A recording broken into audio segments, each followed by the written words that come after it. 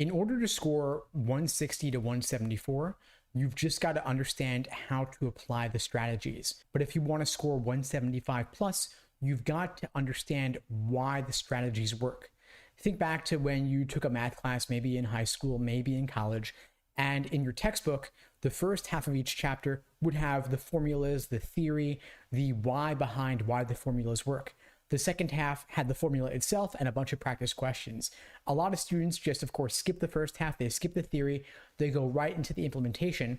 But the nerds, the higher scorers, are the ones who actually look at how the formula is derived. They understand why the formula works, why the strategy works, and they think about how the formula is derived from the creator's point of view. The creator, when it comes to the LSAT, is, of course, the LSAT test maker. And so if we want to be nerds when it comes to the LSAT, we've got to understand what goes into writing an LSAT question. This could involve writing your own logic game, it could involve writing your own logical reasoning argument, and it could involve reframing or transforming one logical reasoning question type into another based on the stimulus. I could imagine a world where writing a logical reasoning question is a multi-step process like an assembly line where one LSAT writer creates the argument, one chooses a question stem, and one writes the answer choices. When I interviewed a guy who used to write LSAT questions, he actually told me that he wouldn't recognize a question he'd written because it would have gone through so many stages of editing and manipulation that it would be unrecognizable later. And this just shows you how much work goes into writing these questions. And so if you want to level up your understanding of the LSAT, if you want to develop the ability to transform one logical reasoning question type into another, think about how much you would learn in that process. This exercise is just one of the many I include in my Socratic review method framework, where I help you come to see the LSAT from the test maker's point of view. This is a cornerstone of my LSAT prep courses and my coaching programs. If you're interested in finding out more how to think like a 175 plus scorer, you can check out the links below the video to book a call with me and my team. We'd be glad to help you out.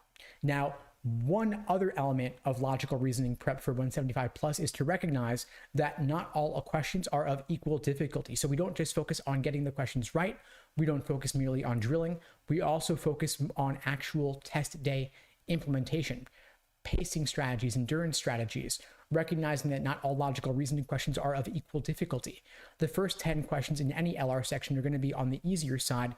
So you want to blast through those rapid fire, building up a time bank that you can then apply to the tougher questions later in the section.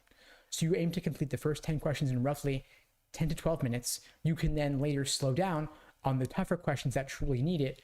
Those are typically going to be questions 15 through 23 within a section.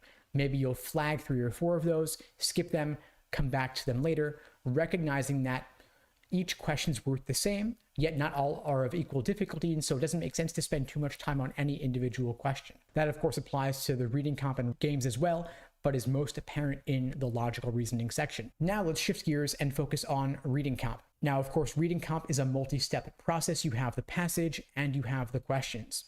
A lot of students read the passage, have no clue what they just read, then move on to the questions, hoping that'll clear things up.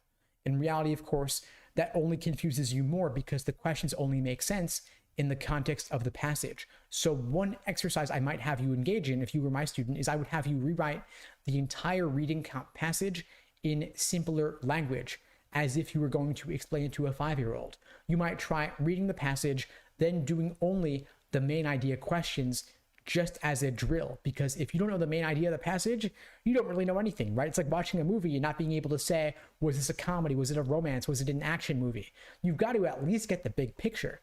The details, the examples, you can always go back to the passage later to help yourself solve those specific questions, but at least knock out the general global questions first, like main idea, primary purpose, passage organization, best title, tone, author's opinion. Do those next after the general global ones, and finally do the more inferential questions that require a bit more reading between the lines. Now, of course, I know the game section is being removed after the June test, but some of you might still be taking the LSAT in either April or June, so I'm not going to leave you hanging here. One big strategy I would recommend for games is to write your own logic games. Don't waste time on Sudoku or crosswords, and of course, you've got nearly 400 actual official games to work on. Why would you do anything else?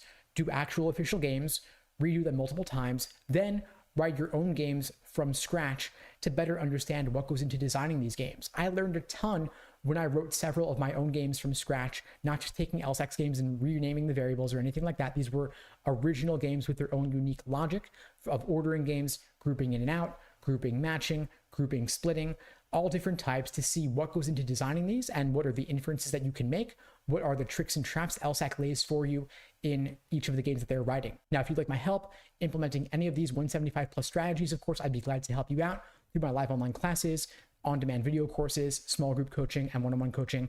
Again, you can check out the links below the video to find out more and to book a call with me and my team. We'd be glad to help you out.